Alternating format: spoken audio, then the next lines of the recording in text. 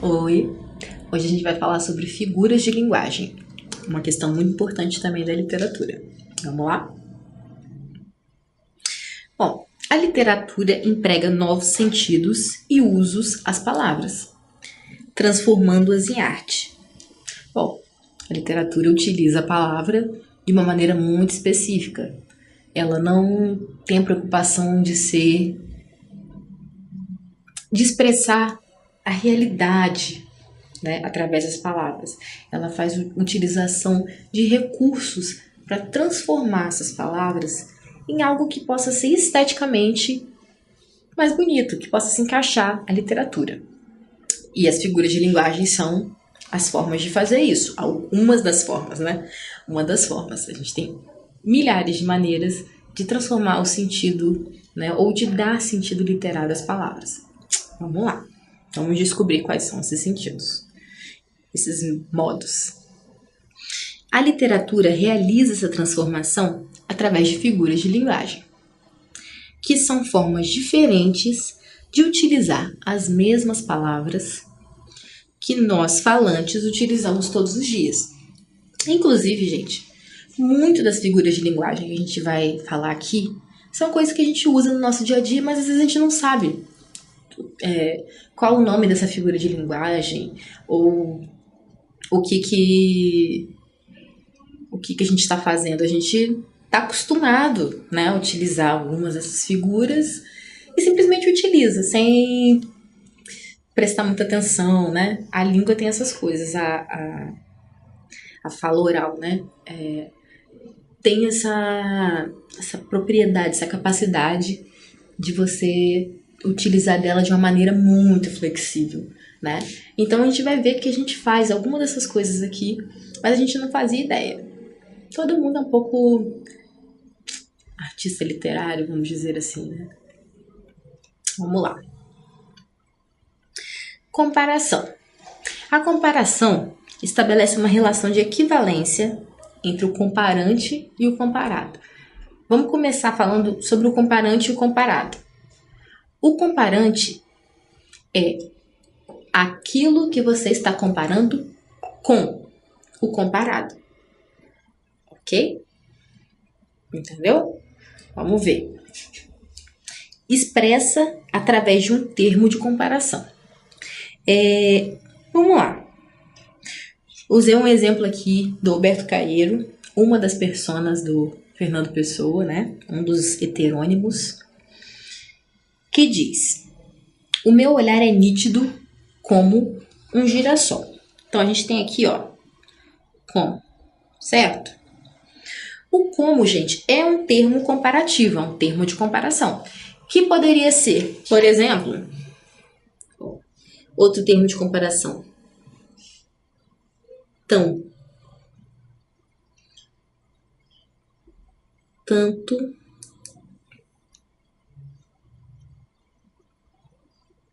quanto.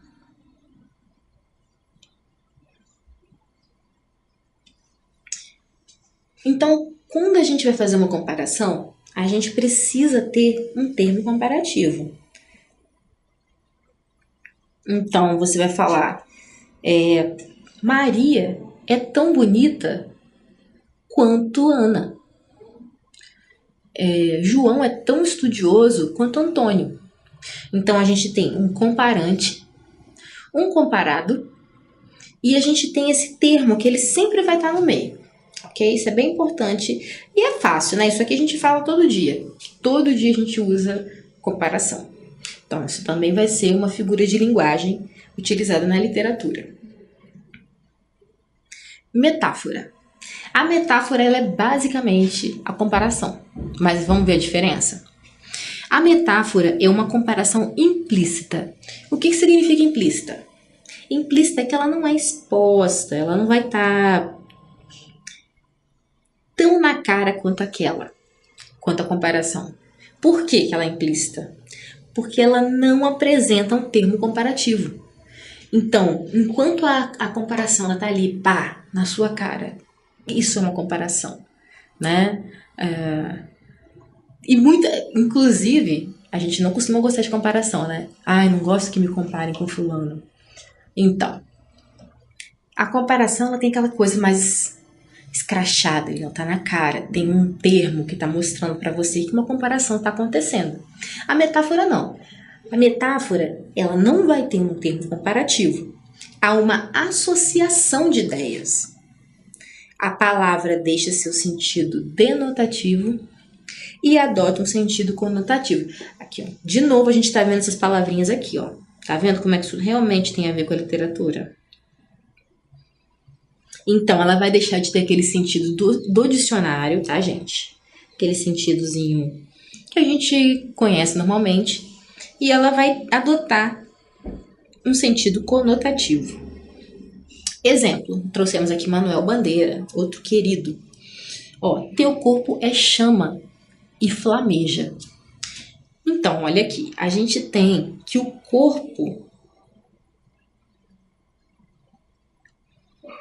corpo dela ou dele, né? É chama, é fogo, é uma coisa que tá queimando, flameja, né? Ela arde, ela queima. Mas ele não disse em momento nenhum, seu corpo é como a chama. Não. Ele transporta o sentido de chama para o corpo dessa pessoa. Então, o corpo é chama. Não é como, ele é chama. Isso é uma comparação, mas é uma comparação que ela é feita de uma maneira subjetiva. Associação de ideias subjetivas. Então, metáfora. Essa comparação que não vai ter o termo comparativo, mas que vai estar comparando no final das contas. Ok? Outro exemplo de metáfora.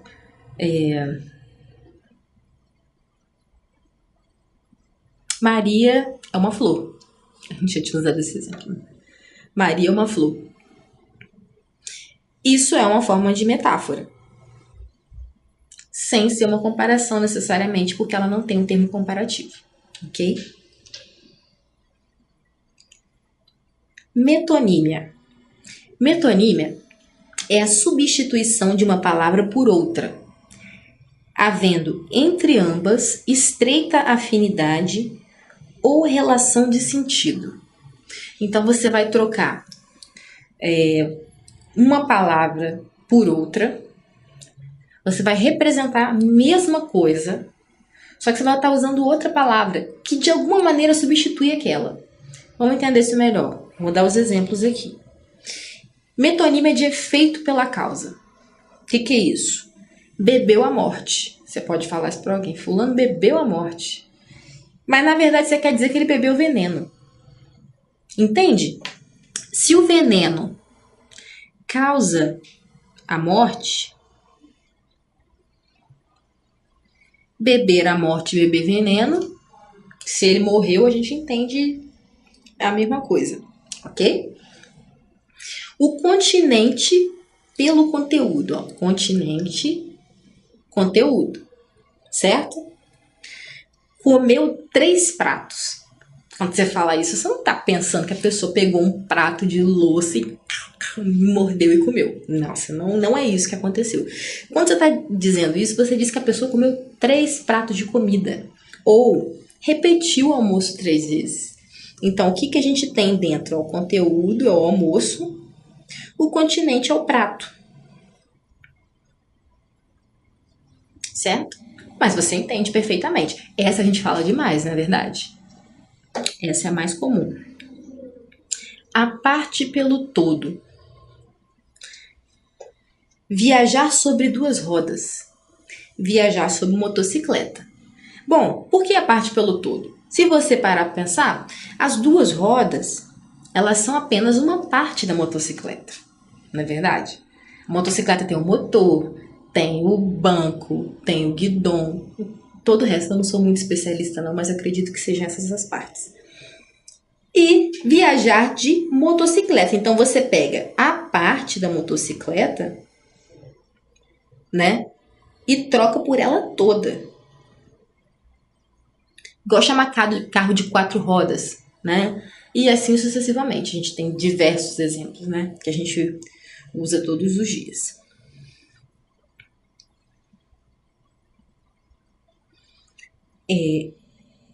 Lugar pelo produto. Então, você vai falar de um produto que veio de um determinado lugar, ao invés de falar do produto. Então, beber um Porto, ao invés de falar beber um vinho do Porto. O vinho do Porto é produzido onde? No Porto, na cidade do Porto, lá em Portugal. É um tipo de vinho muito específico.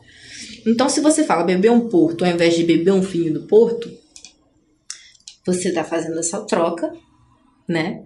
Mas a pessoa vai compreender, ela vai entender. A matéria pelo objeto. Levou chumbo. Ao invés de levou um tiro de bala de chumbo. Então a gente tem que levou chumbo. É uma coisa bem popular, né? Essa frase aqui. Escolhi exatamente por isso. Então, levou chumbo. Ao invés de falar que a pessoa levou um tiro de bala de chumbo. Então a gente tem a matéria do objeto. As balas, né, eram produzidas de chumbo. Eu nem sei qual é o material hoje em dia que se produz, mas se utilizava muito falar chumbo, né? Levou chumbo, essas coisas. Chumbo trocado não dói. Então, a gente usa o material da bala para falar que a pessoa levou um tiro dessa bala. Ok? O abstrato pelo concreto. Ó, instruir a juventude versus instruir os jovens. Porque a juventude é uma coisa mais ampla, né, gente? A juventude é um período em que a gente passa de certa idade a tal idade. Mas os jovens, né? Nós, vocês, os jovens, nós somos as pessoas que devem ser instruídas. Então, quando a gente fala a juventude no sentido amplo, a gente está falando de um abstrato, ok? Autor pela obra. Essa daqui é boa, essa eu gosto. Ouvir Tim Maia, ao invés de dizer ouvir a um disco do Tim Maia. O disco é a obra do Tim Maia, certo? Mas aí você fala ouvir Tim Maia, todo mundo já te entende. Ah, ouvir um disco do Tim Maia. Ok? Bom, outra figura de linguagem tem um nome super estranho, mas você vai ver que você usa o tempo todo. Se chama catacrese. A catacrese é um tipo de metáfora que utilizamos com tanta frequência que já consideramos parte da nossa linguagem cotidiana. Por exemplo, pé de pato, batata da perna, braço do violão. Tá, mas o que é uma metáfora? Vou explicar. Porque, bem, quando você fala do pé de pato, aquele pé de pato que a gente usa para mergulho, né? Ele está sendo comparado ao pé do quê? Do pato, do patinho, do pato, o animal, certo? Por quê? Porque o formato é parecido. Então, quando você diz pé de pato, o equipamento de mergulho, você está fazendo uma metáfora. Por quê? Na verdade, aquilo ali até deve ter algum outro nome, que eu não sei. Mas a gente chama de pé de pato. Então, você está trocando, é uma substituição de sentidos, né? Você pega a imagem do pé do pato animal para o pé do pato utensílio, tá? Mesma coisa batata da perna. Batata da perna a gente chama batata da perna porque parece a batata da perna, mas é panturrilha, né? A gente fala batata da perna. Braço do violão, mesma coisa. É também uma questão de substituição, né? De intercâmbio de sentidos ali entre algo, né? O nosso braço, por exemplo, e o braço do violão. Tem alguma semelhança, então as pessoas convencionou-se chamar assim, braço do violão. Eufemismo. O eufemismo é um modo de suavizar tudo aquilo que é desagradável de ser dito, através da substituição de palavras ou expressões. Bom, vamos lá. Isso daí a gente usa todos os dias. Também, cara, as figuras de linguagem, a gente vê que talvez seja o que mais aproxima a gente da linguagem literária. Porque realmente são coisas que a gente usa o tempo todo, né?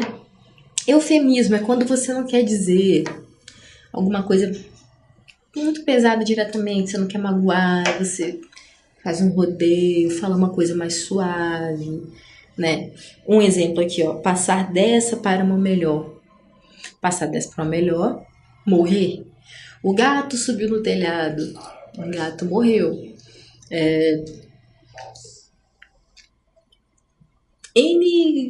A gente tem N situações que a gente faz esse tipo de coisa. Não necessariamente através de uma expressão, né? Aqui a gente tem passado essa para uma melhor, é uma expressão muito conhecida, quase um ditado, se não é um ditado, né? Mas nem sempre o eufemismo ele vai ser expresso através de umas expressões assim. Eufemismo é toda vez, sei lá, que você só não quer dizer alguma coisa para alguém assim de uma maneira que vai atingir a pessoa. Então você procura meios de dizer de uma maneira mais suave, mais elegante, mais delicada. Ok? Bom, paradoxo. O paradoxo, ele tem essa palavra, esse nome difícil, complicado, mas paradoxo também é outra coisa que a gente usa sempre. E ele pode ser chamado de oxímoro também, tá? Tanto faz, é a mesma coisa. Bom, o que é o paradoxo ou oxímoro? Opõe-se ao senso comum, expressa contradição, apresentando fatos incompatíveis entre si. Pô, a definição dele é complicada também. Pera aí. Vamos lá. Mais um exemplo do Camões.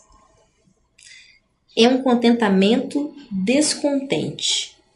É dor que desatina sem doer. Tá, mas como assim? Gente, que dor que desatina sem doer? Isso existe?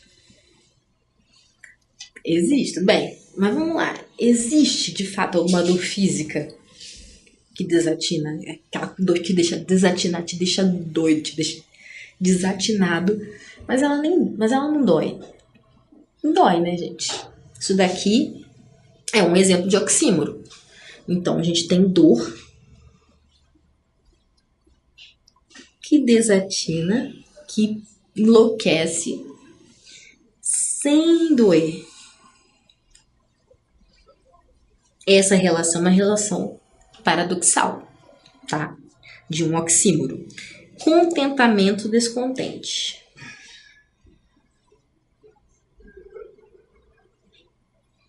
Como é que você está contente e descontente ao mesmo tempo? Complicado, né? Isso é uma coisa que não costuma acontecer. Também a gente tem uma metáfora aqui. Esse poema, inclusive, do Camões, que é soneto, né? Ele é todo escrito dessa maneira. Ele vai usando paradoxos e metáforas. Ele vai comparando o amor, né? A todas essas coisas que é e não é. É ruim, mas é bom. Você sente e não sente, tá? Então, o oxímoro, o paradoxo, ele vai ser isso.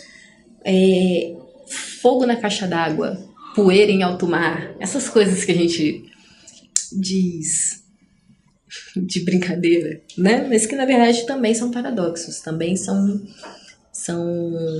oxímoros, né? São ideias que se opõem, que se contradizem, ok? É isso.